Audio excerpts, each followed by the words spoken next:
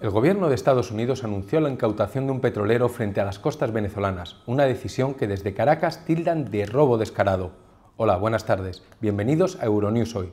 La Guardia Costera estadounidense, con el apoyo de la Armada, ha dado un nuevo paso en la campaña de presión de la administración Trump sobre el presidente Nicolás Maduro, a quien Washington acusa de narcoterrorismo. Esta acción se produjo pocas horas antes de que María Corina Machado recibiera el Premio Nobel de la Paz. Pese a protagonizar una arriesgada salida de Venezuela, la líder opositora no llegó a tiempo de recibir el galardón en persona. Pero ya entrada la madrugada, Machado reapareció en Oslo tras haber pasado más de un año en la clandestinidad. Por otro lado, el presidente de Ucrania, Volodymyr Zelensky, anunció que ya tiene lista una contrapropuesta al plan de paz de su homólogo estadounidense, Donald Trump, quien en los últimos días ha insinuado que Washington podría poner fin al apoyo que presta Kiev si no se firma un alto el fuego antes de Navidad.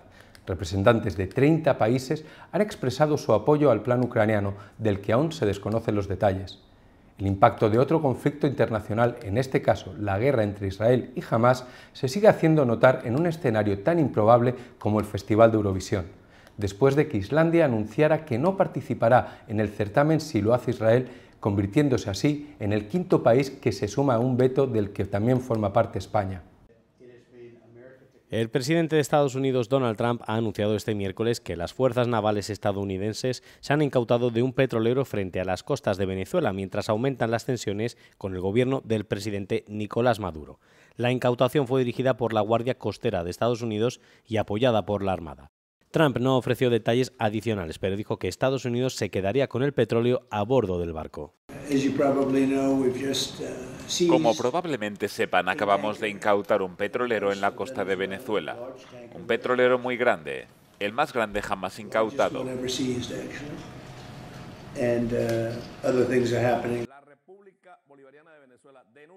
El gobierno de Venezuela condenó el secuestro en un comunicado calificándolo de robo flagrante y acto de piratería internacional.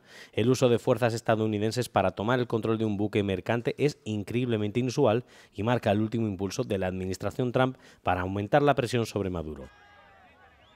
La incautación sigue una serie de ataques mortales contra presuntos barcos de contrabando de drogas en el Mar Caribe y en el Océano Pacífico Oriental, una campaña que se enfrenta a un creciente escrutinio del Congreso.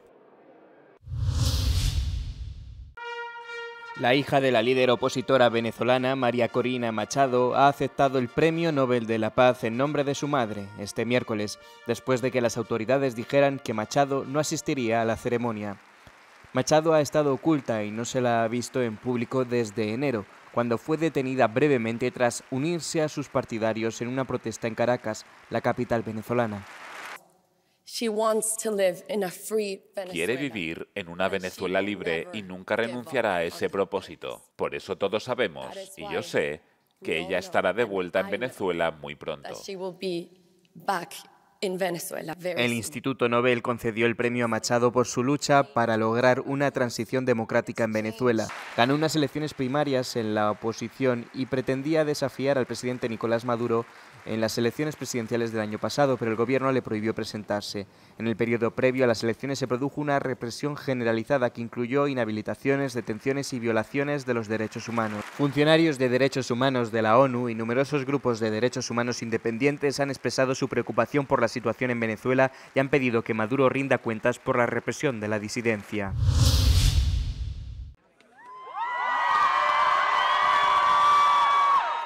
Desde el balcón de un hotel de Oslo, la Premio Nobel de la Paz de este año, María Corina Machado, saludó a la multitud. La líder opositora venezolana viajó a la capital noruega, pero no llegó a tiempo para asistir al acto. Este viaje ha sido una decisión que ha provocado sentimientos encontrados en su país, donde mucha gente la ha apoyado precisamente porque no ha abandonado su patria. En su lugar, su hija Ana Corina Sosa Machado recogió el Premio Nobel de la Paz. El acto se convirtió en una manifestación a favor de la democracia y de protesta contra el gobierno venezolano, en la que los participantes escucharon hablar de los abusos documentados contra los derechos humanos de los opositores al presidente Nicolás Maduro. 13 personas recibieron sus premios Nobel en la capital sueca el jueves por la noche. A la ceremonia asistieron unos 1.500 invitados, entre familiares de los galardonados, antiguos laureados, miembros de la familia real, representantes de las instituciones que conceden los premios, miembros del gobierno y del Parlamento suecos y representantes del cuerpo diplomático. I thank the building of the Swedish Academy and the dear light falling into that room as the final decision was being.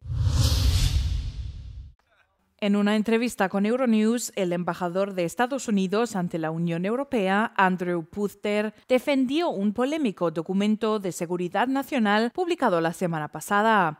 El texto advierte de que la regulación excesiva, la inmigración ilegal y una mala política económica podrían llevar, según la administración Trump, al declive de la Unión Europea, aunque Puther insiste en que no se trata de un ataque al bloque. En los últimos días hemos escuchado muchos comentarios sobre esta estrategia de seguridad nacional. ¿Cree usted que se trata de una campaña para desmantelar la Unión Europea? Es interesante la cobertura que ha tenido esta estrategia. Cuando la vi por primera vez pensé que sería terrible. Fui a leerla y sinceramente no es tan negativa. La sección sobre Europa se titula Una propuesta para la grandeza europea. No dice no nos gusta Europa ni queremos que desaparezca. De hecho, señala que Europa es estratégicamente y culturalmente vital para Estados Unidos. También subraya que la relación comercial transatlántica, la mayor del mundo, es un pilar de la economía global y de la prosperidad estadounidense. En ningún caso lo interpreté como un intento de desmantelar la Unión Europea.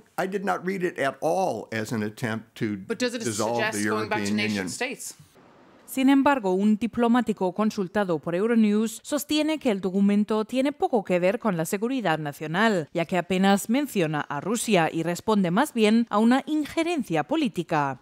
Varios líderes europeos han replicado que la democracia no necesita tutela externa. Ucrania se dispone a presentar su última propuesta de paz a los negociadores estadounidenses, lo que supone un intento del presidente Volodymyr Zelensky de equilibrar la defensa de los intereses ucranianos y mostrar a Trump que está dispuesto a llegar a compromisos. Zelensky entregará la propuesta justo un día después de que líderes y funcionarios de unos 30 países se reúnan para mantener conversaciones sobre los esfuerzos de Kiev para poner fin a la guerra con Rusia en términos aceptables.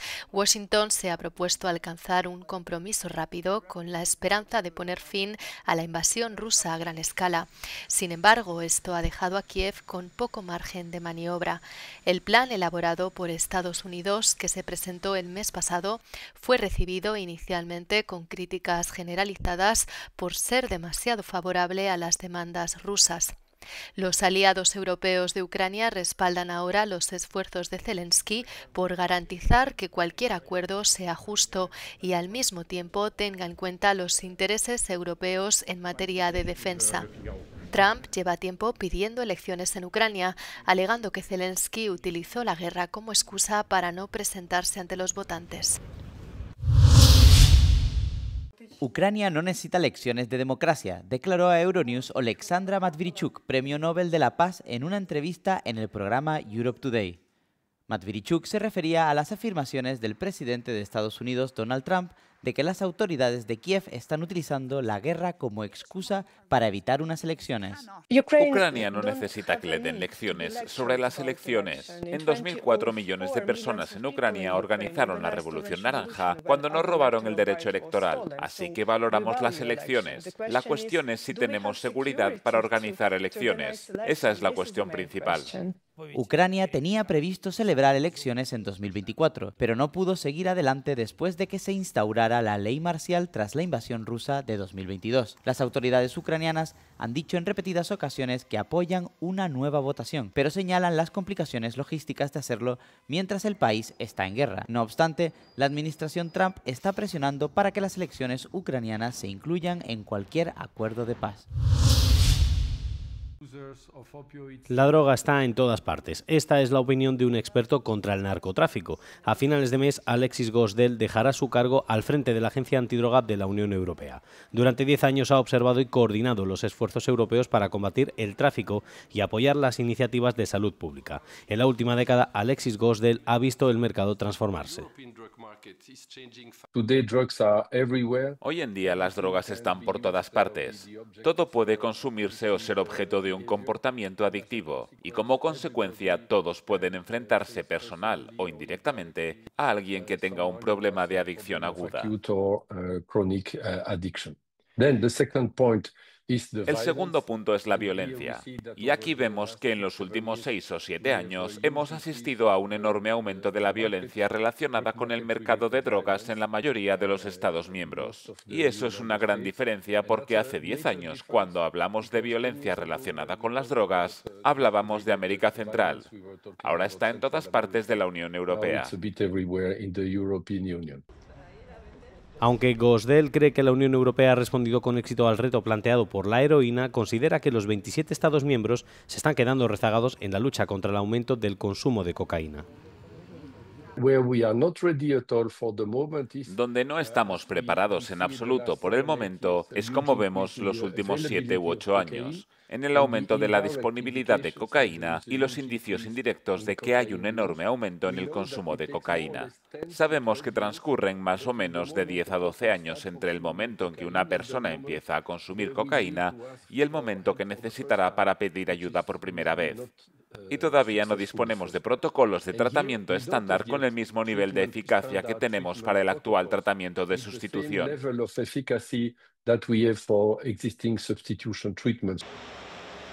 Alexis Gosdell se refiere a la proliferación de sustancias en los últimos 10 años, que requiere una respuesta pública más compleja.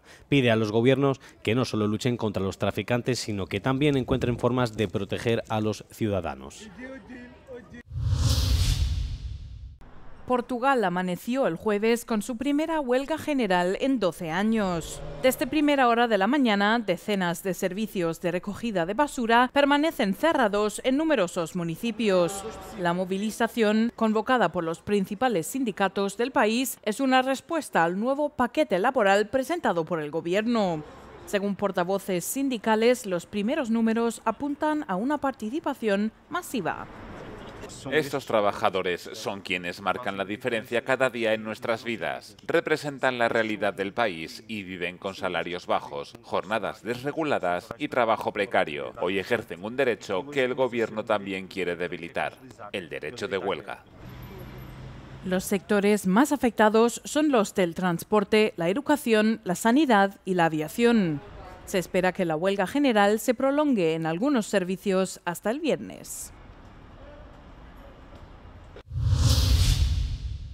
Islandia se ha convertido en el último país en anunciar que no participará en el Festival de Eurovisión de 2026, después de que la organización confirmará que Israel podrá competir. La radiotelevisión pública islandesa RÚV justificó su decisión asegurando que permitir la participación de Israel ha generado una profunda división en el país. Según los medios locales, decenas de personas se concentraron frente a la sede de la emisora pública para mostrar su apoyo al boicot. El anuncio llega una semana después de que otros 4 países comunicaran su retirada del certamen por el mismo motivo.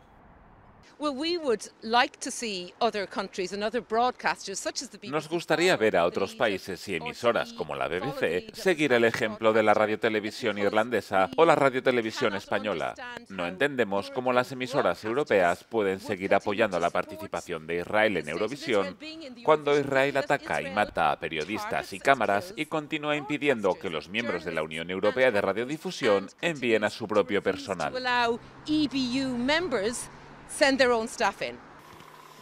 La Unión Europea de Radiodifusión sostiene que Eurovisión es políticamente neutral, aunque en 2022 expulsó a Rusia tras la invasión de Ucrania. Historias de niños robados vendidos ilegalmente en adopción. 100.000 madres a las que se les dijo que sus hijos e hijas habían muerto y nunca se entregaron sus cuerpos. Sobre esta práctica inhumana trata el documental Niños robados, estrenado en Varsovia en el festival Watch Dogs. Se conocen muchos casos en España. Hay muchos lugares así en el mundo. Sin duda, todo el bloque del Este, todos los países postsoviéticos han experimentado tales situaciones. En Georgia, en cambio, la magnitud es increíble y escandalosa.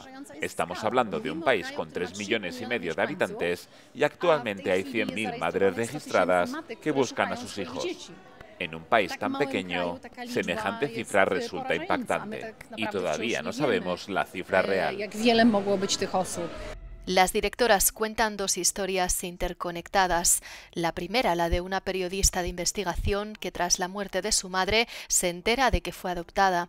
Decide buscar a su madre biológica y por el camino da con la pista de una empresa criminal que lleva funcionando desde los años 70. Estoy contenta por el estreno y estoy segura de que las madres de esos niños que fueron vendidos al extranjero encontrarán la forma de ponerse en contacto con nosotras gracias a este documental. Pero me avergüenza que en Georgia sucedan cosas así.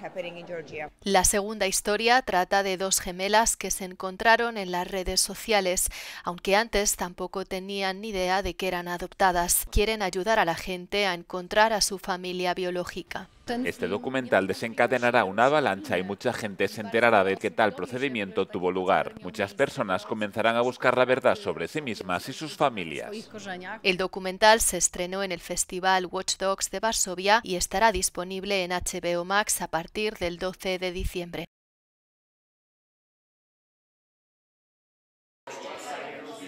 Arqueólogos del Reino Unido han descubierto los primeros indicios de que los humanos hacían fuego con una antigüedad de 400.000 años. Se sabe desde hace tiempo que los antiguos humanos utilizaban el fuego natural hace más de 1 millón de años, pero no está claro cuándo aprendieron a crearlo y controlarlo por sí mismos. Tenemos esta evidencia de una chimenea y junto a ella hemos encontrado artefactos arqueológicos de neandertales. Pero lo que realmente hace que este sitio sea extraordinario es el descubrimiento de estos dos pequeños fragmentos. Este es un pequeño fragmento de pirita de hierro, un mineral que puede ser utilizado para golpear. Lo golpeas con pedernal y crea chispas. Así que es parte de unas herramientas para hacer fuego. Estos son pruebas de que no solo los neandertales usaban fuego, sino que además hacían fuego usando pedernal y pirita.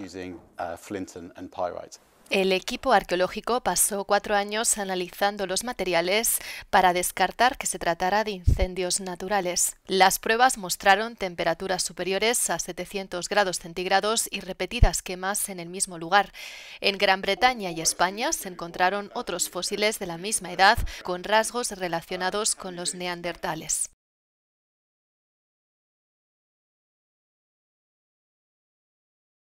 Las empresas armamentísticas baten récords de ingresos.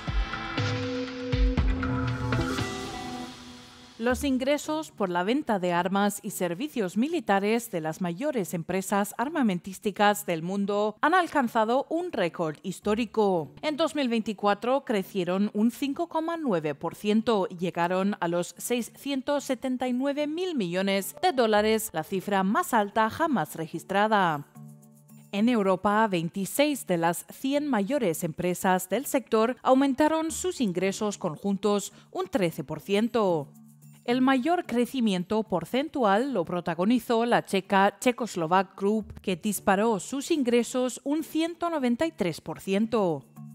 En Francia, las 4 compañías del top 100 registraron ingresos por armamento de 26.100 millones de dólares, un 12% más que en 2023, impulsadas en parte por la demanda de tecnologías vinculadas a la inteligencia artificial y la computación cuántica. Las 2 empresas italianas incluidas en la lista incrementaron sus ingresos un 9,1%. También figuran 4 compañías alemanas que en conjunto elevaron sus ingresos por armas un 36%.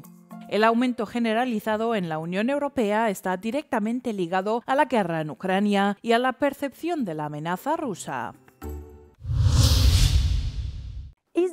¿Obliga a la Unión Europea a sus miembros a aceptar la inmigración irregular? Una publicación en X afirma que el Parlamento Europeo ha aprobado un nuevo pacto de migración y asilo que obliga a países de la Unión Europea a aceptar inmigrantes irregulares y pagar fuertes multas. Pero esto es inexacto. El vídeo usado en el post es de abril de 2024, cuando los activistas interrumpieron una sesión de votación en el Parlamento. El Parlamento Europeo no ha aprobado ninguna ley de este tipo. En realidad, el 8 de diciembre, los Estados miembros aprobaron un paquete de medidas migratorias más estrictas, pero el plan aún necesita la aprobación del Parlamento. Las propuestas incluyen el llamado Reglamento de Retorno, que reforzaría los controles sobre llegadas y expulsiones, permitiría el traslado de los solicitantes de asilo a países seguros de la Unión Europea y abriría la puerta a controvertidos centros de retorno fuera de la UE. Un nuevo fondo de solidaridad ayudaría a estados en primera línea como Italia, Grecia, Chipre y España mediante reubicaciones o apoyo financiero. El primer ministro húngaro, Viktor Orbán, fue más allá, acusando a Bruselas de obligar a Hungría a pagar aún más o a acoger inmigrantes, diciendo que los planes son inaceptables. Su director político, Velay Orbán, también criticó a la Comisión Europea por subestimar la presión migratoria que enfrenta Hungría, un factor que podría explicar por qué Hungría no figura en la lista de países que reciben fondos de solidaridad es que no está entre los países más afectados por la llegada de inmigrantes. Los países que enfrentan la mayor presión en 2025 son Italia, Grecia, España, Chipre, Bulgaria y Malta. El comisario Magnus Brunner respondió a las afirmaciones de Hungría diciendo que las decisiones tomadas no pueden juzgarse de forma aislada y deben considerarse en su conjunto. Añadió también que la solidaridad sigue siendo flexible y obligatoria.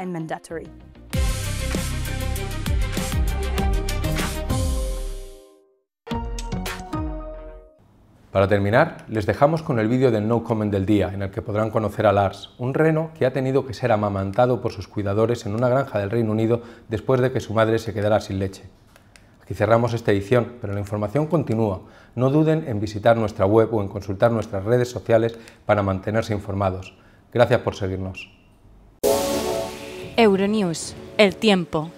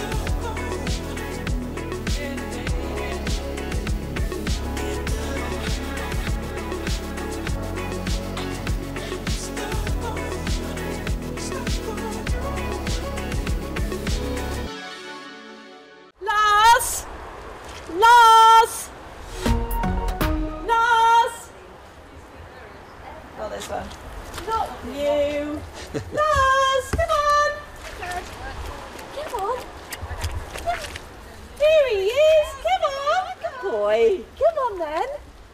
Come on. Good lad. Come on then. Good boy. Come on. He's a good lad. He's a good boy. Come on here. Hello, sweetheart. Come on then.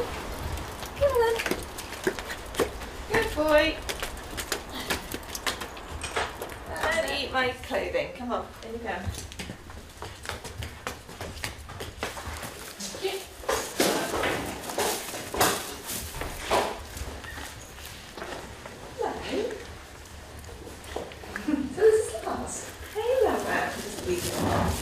He's not faced at all by the dogs.